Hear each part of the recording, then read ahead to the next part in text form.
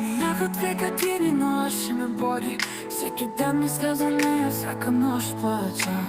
Ламата си тръгна и ме остави с болка, а аз останах сам със сърце, което не спира да я търси. Защото Господ не ми дава да я забравя. Не искам слава, не искам пари, не искам злато, не искам богатство.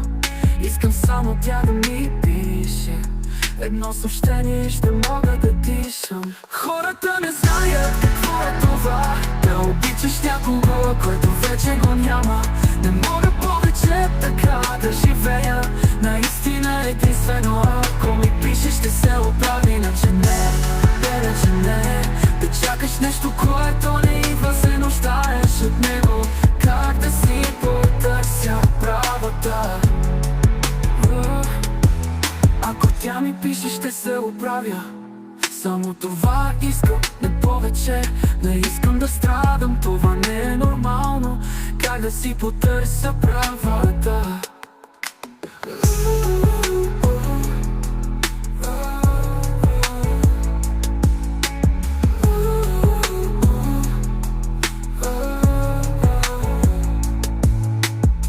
Не искам страдам, да пише болка, а в съобщение ще не повече.